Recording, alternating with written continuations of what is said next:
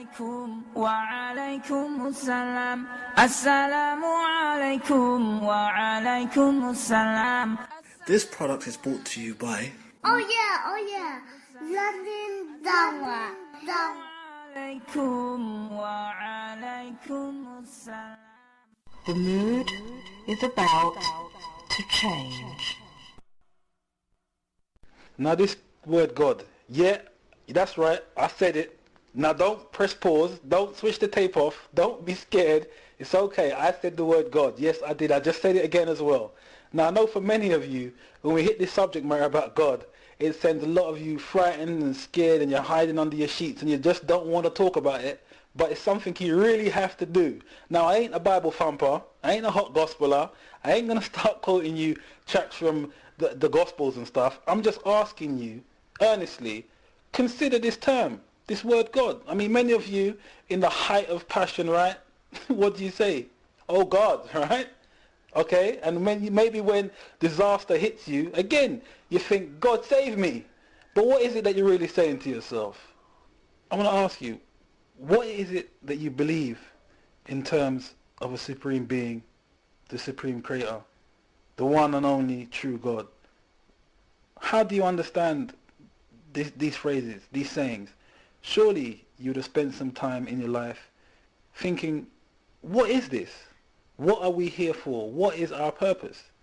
Are we just here to do as we please? Or is there something deeper to our existence? I want you to take a time out and take this opportunity to maybe sow the seed, add some water to that seed that's in your brain, and make you really consider, are we just here to do as we please? Or is there more required of us? I can only talk from my own experiences, and I think this is the best way to go, because I was also one of those people who never believed in God at all. I used to have the basis that, I hope God exists because I have no faith in mankind. Look at the way we behave. But over a period of time, I began to realize that God, Allah, really does exist. There is someone out there. Some people say a supreme being. This is a way of looking at Allah.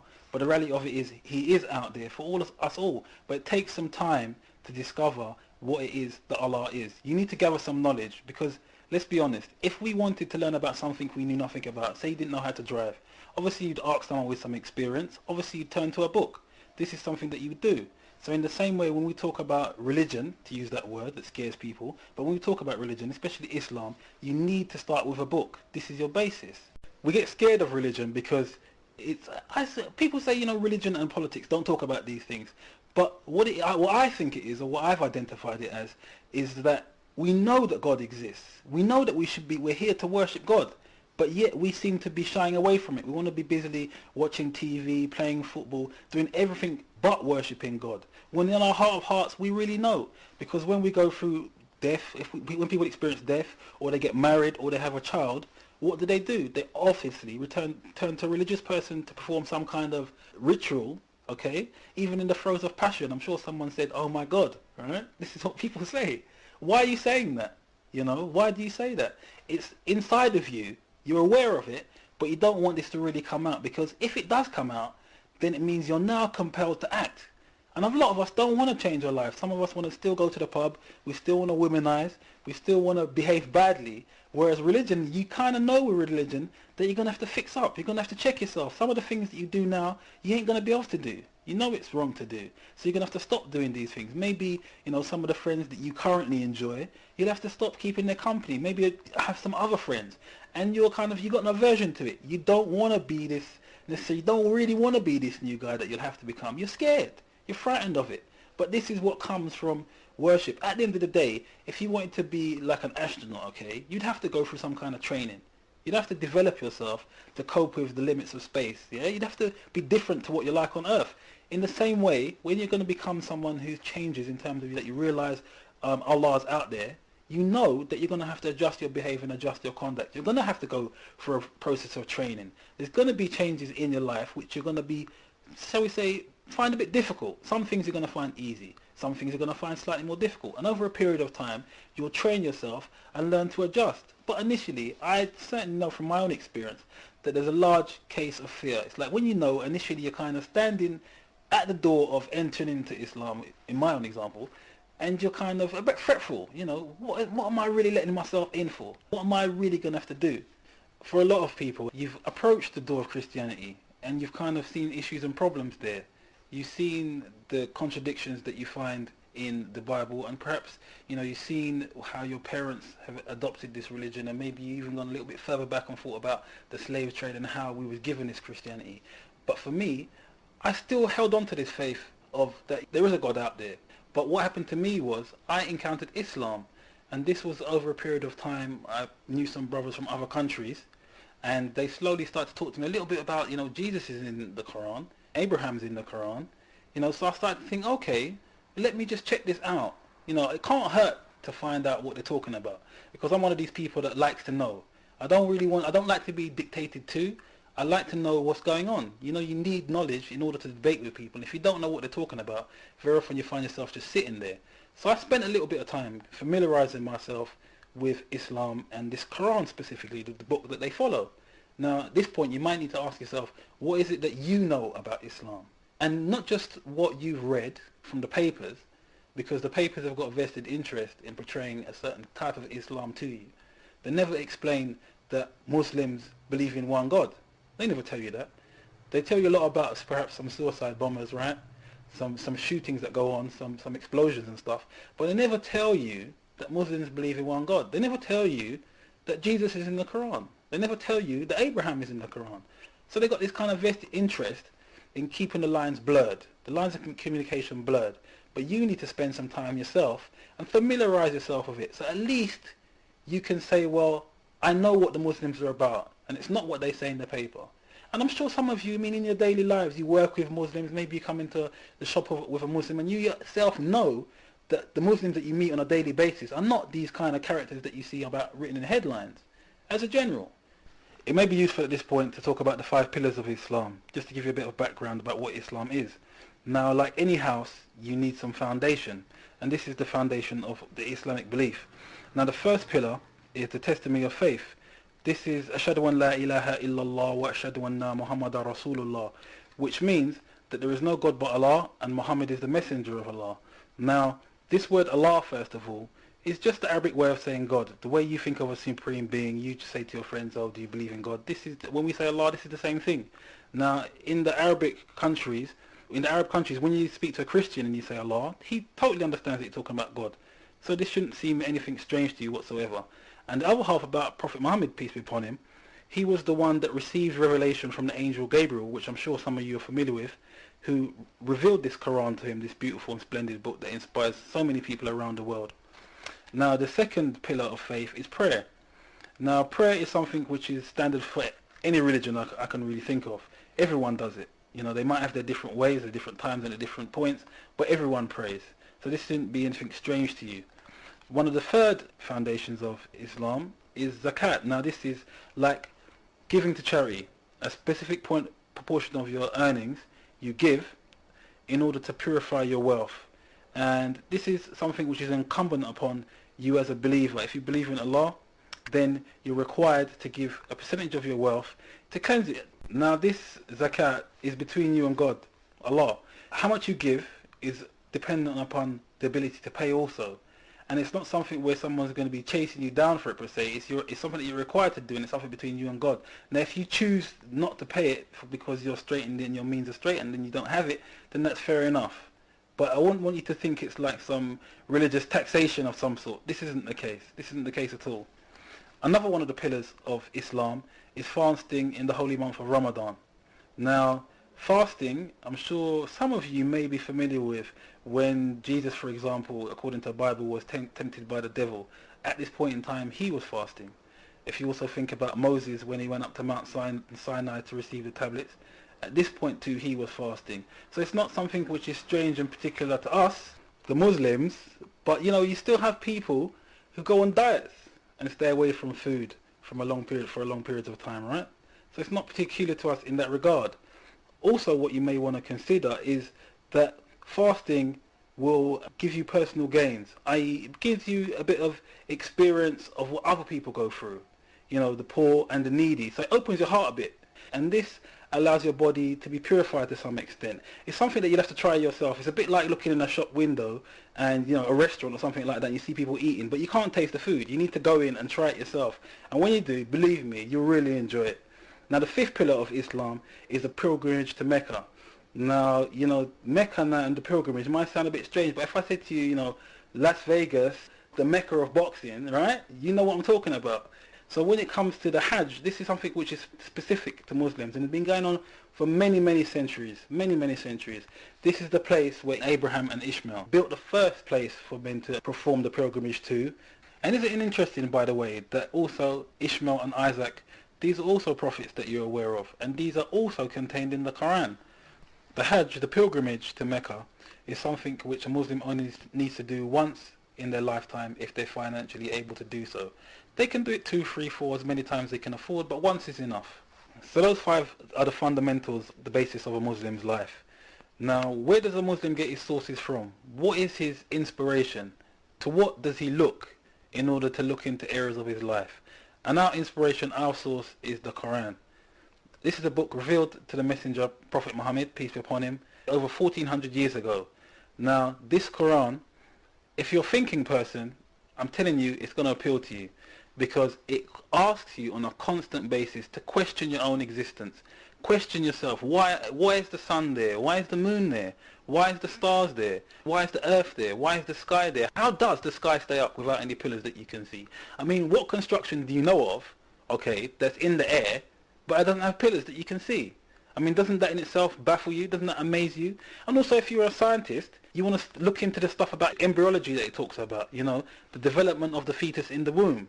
And if you're talking about an illiterate man, who the Prophet Muhammad was, you can check this out, go and look in the World Encyclopedia or anything like that. This guy was illiterate. He couldn't read or write. But yet, he was able to talk about embryology. The look of the fetus within the womb. Now, I don't know about you, but I'm pretty sure, and I know this is a fact here, that there was no microscopes about in this point in time. Certainly not in the Arab Peninsula, okay? So how did he know about this? And also if you're a Christian, I mean, again, I'd say to you, why aren't you looking into this book? Because, as I've said before, there's prophets in here that you know about. Jesus, okay? Adam, Abraham, Moses, yeah? So it becomes incumbent upon you to check these things out. Because I think even in the Bible, if I remember rightly, there's a passage in there which says, if someone speaks the truth and it comes true, then he's to be followed. This is in your own book. I think you want to look into Deuteronomy and check it out, yeah? So it's incumbent upon you. It's your own book. I'm not telling you to do this. Your own book's telling you to do it, which you believe in. And its entirety, not just a bit about Jesus, but the Old Testament, which you don't really like talking about, right? It tells you to look at these other things and test them. So if you really do believe in your book, go and look at this Quran and investigate it. And what I did was, I tried to actually disprove it. I said to myself, what? I need to disprove this, because if I can disprove this, then I've got nothing to worry about. These things about heaven and hell that I hear about, the day of judgment, it's all rubbish if I can disprove this. But the more I read the Quran, the more I realized this was the truth, because it challenged me. It really challenged me to look at the world that I live in. Now let me put this challenge to you. Why don't you read this Quran, attempt to understand it, and see what you make of it? I mean, it's easy, right, just to listen to this and go away and do nothing. But if you don't add to what you already know, how are you going to ever come to any new conclusions, any new rationale, if you just basically say, this religion business, don't believe it. That's it. The end. What kind of judgment have you come to? You need to look at this Quran and analyze for what it is. And the questions that you're asked in there, deal with. For example, there's chapters in the Quran which talk about, or verses in the Quran which talk about, if this isn't from Allah, then you yourself produce something like it. Can you produce something like the Quran, in all honesty, when you've read it? The answer is obviously no, because for over 1400 years, no one has produced any surah, just one chapter, even the smallest chapter in the Quran. No one's come and produced it. So I doubt today that you're going to be able to do it yourselves. The reality is that you definitely won't. So check out what I'm saying to you. Don't take what I'm saying on face value. I would never suggest you do that. Obviously, dig out the information for yourself. Don't be lazy. Instead of sitting there watching EastEnders or watching football, spend a bit of time and read. This is something that's highly undervalued in the world that we live in. But you need to educate yourself. You need to gather knowledge. so you can answer these questions yourself. Because when the day of judgment comes, and it will come, just ask a Jew, right? Or ask a Christian, or furthermore, ask a Muslim, right? They're all going to tell you that this day is coming, right? And when it does come, what are you going to say? Sorry, Allah, I want to call, Darwin to explain what I believe in. I want to call that geezer Stephen Hawkins in the wheelchair to explain what I believe in. No, you're not going to have to do that. You're going to have to stand it on your own and explain what it is that you actually believe. Now, there's people out there, and I don't know, maybe you're one of them, who say, I believe in God, but, right?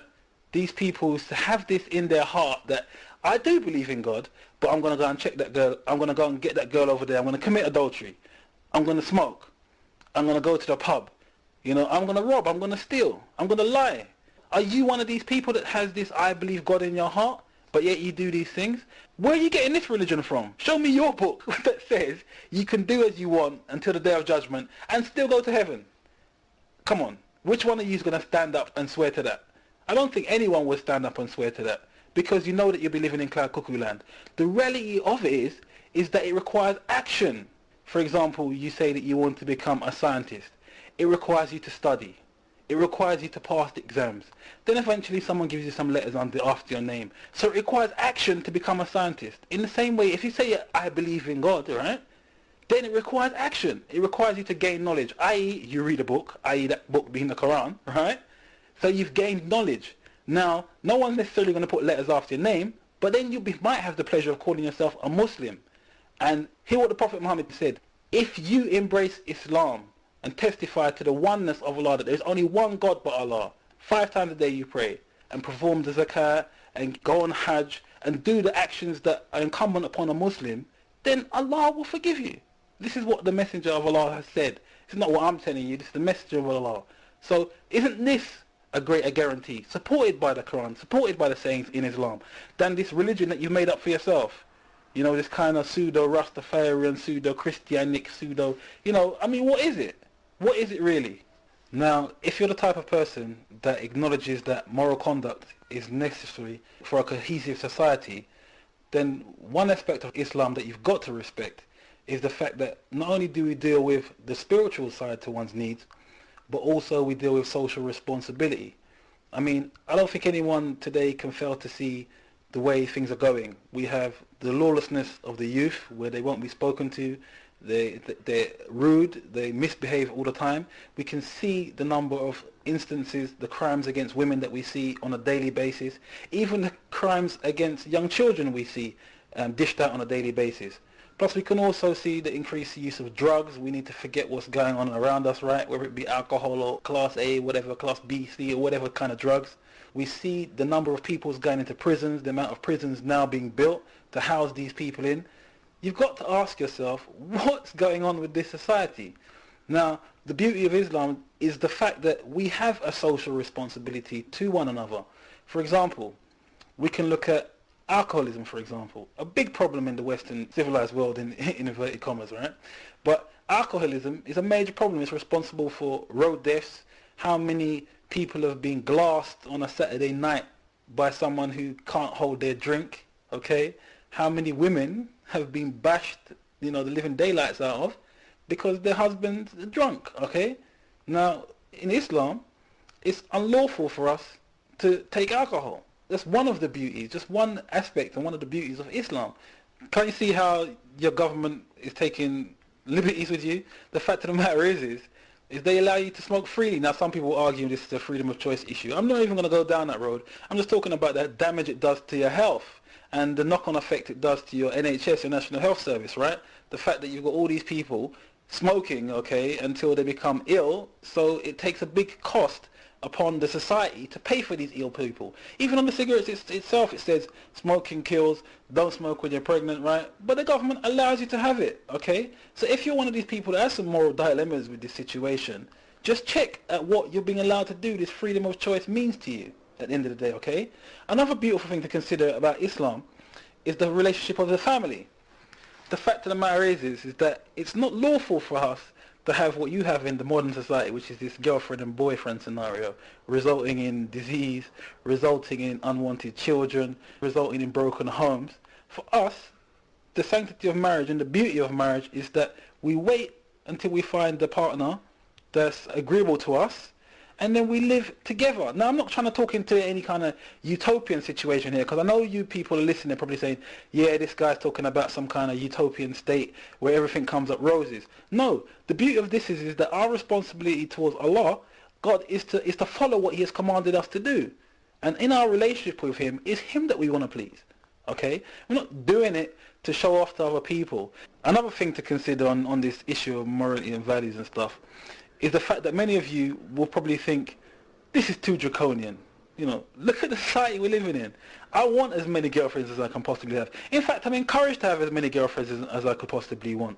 But this just isn't the reality. This isn't the way it should be. Our nature isn't really to be like this. Just look back, you know, maybe 20, 30 years ago. Maybe for some of you, this is a bit dangerous, okay? You can really barely remember some of these things. There used to be a time where we used to use, I'm going to use a word now that's probably not been used for a while, but we used to have, you know, we used to call these women unpleasant names. I'm not going to use it. Unpleasant names for women who used to put themselves about. We used to have this, but nowadays that words have gone out of the dictionaries. We don't use these things anymore. They're just having fun. Nowadays, they're ladettes, you know. They're just having fun. That's all they're doing. But you know in your own selves that if this was your daughter, if this was your mother, if this was your sister, how would you feel? Need I say any more? Now, we have a responsibility as Muslims, as we see it as Muslims, to all women. We don't just think our own family members or our own near relations or distant relations are worthy of this kind of treatment. We think all women are worthy of this kind of treatment. So if you yourselves won't put your sister and your family and stuff into these positions, yeah, then you've also got to think about other people's mothers, other people's sisters, other people's daughters, and say to yourself, I don't want this for my family, so why should I want it for theirs? But many of you will sit back there and say, oh, I don't mind looking at them on the beach when they're, you know, bathing topless. It's not my sister. It's just a bit of harmless fun. Yeah, and if you catch me looking at your sister on the beach, you're going to want to fight me, aren't you? Come on, man. What kind of double standards are you running? What kind of double standards are you really running? And before you get started again, you'll say to yourself, yeah, but I know some Muslim brothers that, you know, they go out raving on occasions, you know, and I know some brothers that they smoke, and I know some brothers who, they look at things they shouldn't be looking at. But as I said before earlier, don't judge this deen by the standards of weak brothers. I have to call them weak brothers because they're not strong. Their sense of responsibility to the religion is not as high as it should be. But many of you will not observe the brother or the sister whose responsibility to the religion is high, is strong. These are people that move around silently. That you probably won't even keep your company. You probably don't even know them, you know, because they distance themselves from the sort of places the sort of places that you frequent. So you're not going to see them. You know, they're going to keep it low. And, you know, in the press, these ones will be called the fundamentalists. They'll be the extremists, you know. They want to keep you afraid of these kinds of people in case you might aspire to be like one of them. No, no, no, you keep your low values, your low moral standards. That's exactly what we want from you. We don't want any better from you. You know, you keep the low standards, that's fine. But anyhow you try to be decent now, no, no, no, no, that can't happen. We can't allow that to happen. That's too utopian. Another thing I would like to talk about briefly is what women wear over their heads, the headscarves or the hijab, as you may know. This has caused a lot of argument quite recently as well about how women are made to cover themselves. No, they're not made to cover themselves. They do this to be pleasing to Allah. Now, for some of you, a good way to consider this is think about nuns. What do? They wear a wimple, they cover themselves. You didn't have any argument with them doing that. But if Muslim women choose to do that, then there's some kind of argument. And have you actually had the opportunity to speak to a Muslim woman who wears a hijab freely, of her own volition? It's not because she's pressured by her dad or her brothers or whatever some of you would say. You've never actually had the opportunity to speak to one. I'm sure if you did speak to her, the sister would tell you that she's happy to do it and she does it for the pleasure of Allah. Not because she feels pressurized or she feels like any less of a woman. And also for those people that have this freedom of speech argument, that women's rights. Well, this is a woman's right to cover her head. What is it? A woman's right that she must be naked? That she must reveal her bosom, her figure? You know, if you have the right to dress down, then surely a woman has the right to dress up. I mean, what's more exploitative? A woman on a billboard in a bikini selling some material commercial gain for you, okay? Or a woman who's fully dressed. And I mean, even your own selves, yeah? When you see a woman disrobed or in less clothes, how do you feel in your own self? Doesn't this arouse you? But if you see a woman dressed up and you know there's nothing revealing, then obviously you can take this woman a lot more seriously. And there's many of you women out there who will complain that all you're doing is looking at my chest, you don't take me seriously. Well, it's probably the reason why we don't take you seriously is because you're displaying yourself to us. And how can we possibly, as men, unfortunately, how can we take you seriously when all we can see is your wares? You know, surely we'd be more interested in your intellect if you had more on. And you know what you do to men.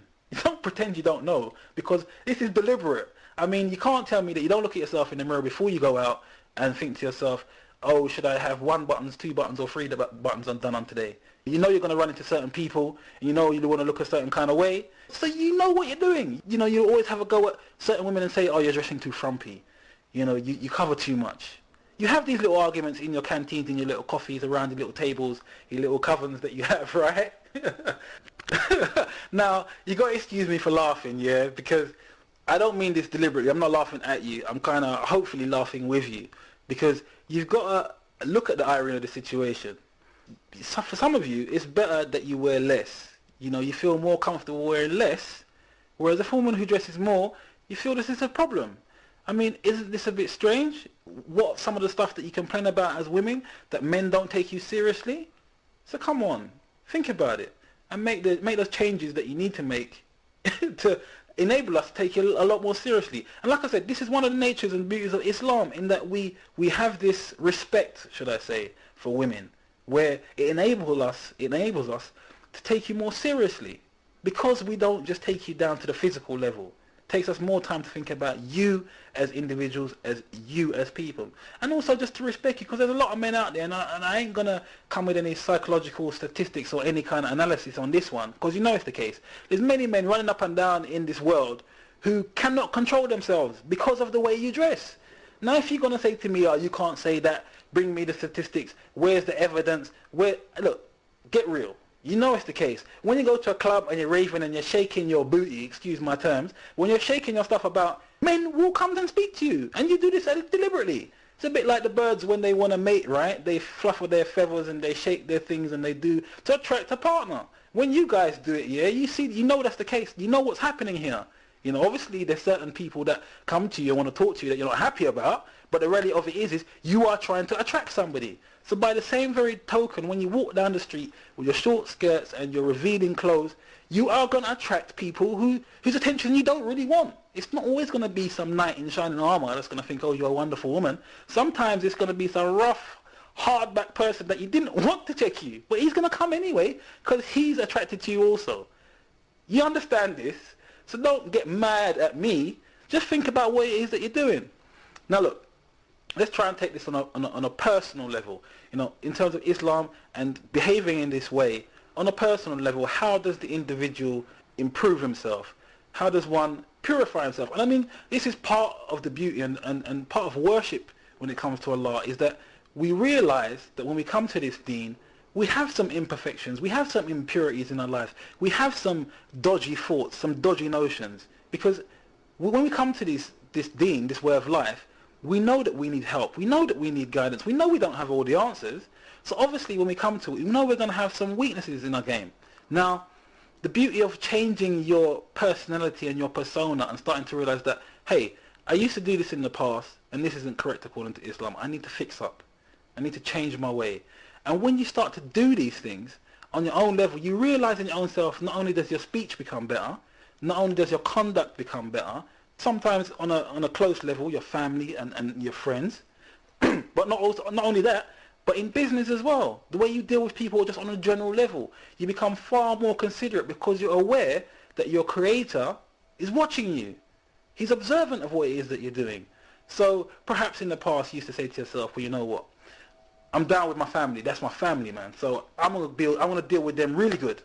But if I meet anybody on the street, I don't care if I roll him over or whatever, I'm just out to make mine. No, it doesn't work like that with Islam. Everybody you have to show the respect to. You have to give respect to everybody. You're not out there trying to cheat, duck and dive people that you don't know.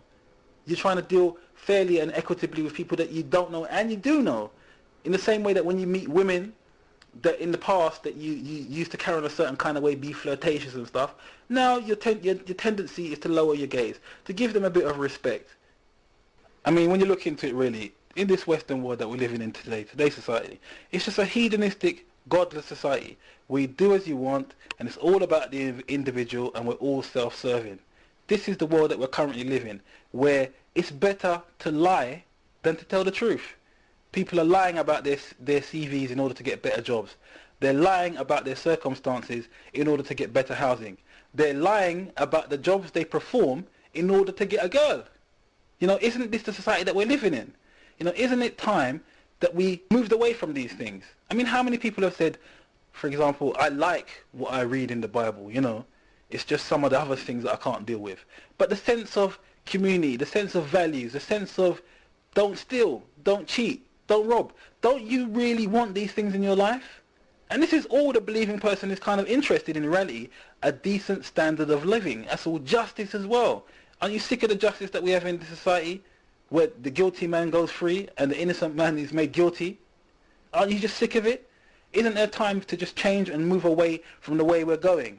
Now, in reality, it's up to the individual to do what he can do to save his own self. You can't be thinking about necessarily everybody at this stage, because you as an individual has got a responsibility over your own soul and to defend and protect your own neck. So you need to gather the information to do that. You see, the secular Western world has some answers to some solutions, okay? But that's in the world. It doesn't deal with the life of the world to come. You know, if you've got issues of today and you're a bit short of money, then you go and get a loan, which interestingly, even in the Christian Bible, is wrong for you. You shouldn't be taking out loans. And also as a Muslim, this is wrong as well. But the fact of the matter is, if you've got a problem, you're short of money in the Western world, you go and take out a loan. So they can solve certain issues for you in the secular Western world. But in terms of the hereafter, big problems. It says nothing about the life of the world to come. It doesn't say anything. You know, as far as they're concerned, you live, you die, thanks very much, you paid your taxes, goodbye. And the fact of the matter is we're going to die. Whichever way you look at it, we are going to die. But what provision do we make for our own deaths? How many of us consider the point of time in which we die? I'll tell you something interesting you want to do is go to a cemetery and see the different ages that you'll find there. All these people had no idea that they were going to be going, you know, year 1, year 2, year 20, year 80. They had no idea. But we're all going to go back to our Creator. And then we're going to have to answer for the life that we've led. Now, if you're busily dawdling, you know, shall I look into the Quran? Shall I try and understand the bigger pictures of life? Shall I? Well, time is passing by. And at what point will you either die or pick up the book? What are you waiting for? What is stopping you? At least pick it up now while you have an opportunity, while you're still alive. It's a wise man that judges himself now before his Creator judges him. Because, you know, a lot of us know that we're doing wrong things. We know, because we have guilt. We have moments of happiness, extreme happiness, you know, and this is a sense of that we're doing good things. But we feel guilty, especially some of you now, I know, cheat on your wife, or your wife will be cheating on you, and they'll be guilty. They'll be feeling guilty about this. But after a while, you know, you keep doing it, it will start to dissipate. This feeling of guilt will start to lose you, you know, so it becomes normal for you. And this is because you've forgotten the bigger picture. You've forgotten the bigger picture. The bigger picture is you're going back to your Lord, and He's going to judge the life that you've led. So find out about what sort of life that He wants for you. What life is pleasing for Him. Because it will cost you dearly in the life of the world to come if you don't. Now, at least acknowledge one thing. That there is only one God. He is your creator, your sustainer. Now, if you want to call Him a supreme being, you can do. But the reality of it is this is the first starting point when it comes to Islam. That there is only one God. Now, you know, if you think of Islam as a mountain. Now, you're not going to climb any mountain with one giant leap. It's not possible. You're going to climb a little bit and then stop, pitch camp, maybe rest a little bit, get a bit of sustenance. Then you're going to go on again. You know, climb a bit more of the mountain, wait till the snow passes, settle a little bit, and then you're going to climb a bit more. So don't try to approach this as one giant mountain, because if you do, trust me, and I've been there, where I tried to eat the whole pie in one go. So enthusiastic was I. But the reality of it is it nearly made me sick, because it was just too much, too soon. My body couldn't take it all. You know, I'm going to start praying, and then I have to start fasting. I'm supposed to go to Hajj. No, take your time. You know, as your knowledge increases, then add to your acts of worship. You know, take it slow. Don't rush into it, because it becomes too much for you. So to conclude this brief lecture, I hope that now you have a better understanding of what Islam is about, what us Muslims are about, and also realize this, that We're just like you in many respects. We still have to eat, breathe, work, procreate. These are things we still do. So we're not strange individuals as you'd see us portrayed on the television. Now, for some of you, you may still be a bit doubtful about what I've said. So my advice to you would be to consult other people. Go past a mosque or a masjid and pop in. Ask the advice of people there. These are open to you also. You don't have to be a Muslim to enter. Okay?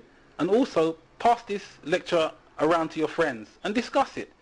Now, there may be some of you who have heard enough and want to take the matter a bit further. And to become a Muslim, all you need to do is make a declaration of faith. And it's really quite simple.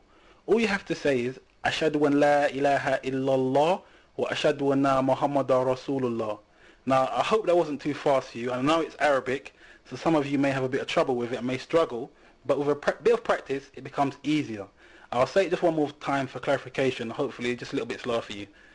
Ashhadu an la ilaha illallah wa ashhadu anna Muhammadan Rasulullah. The English translation of this is, there is no true God but God, and Muhammad is the messenger of God. As I said earlier, which is the first pillar of Islam. Now, that's all there is to it. And look around you. Just see how many people are becoming Muslims.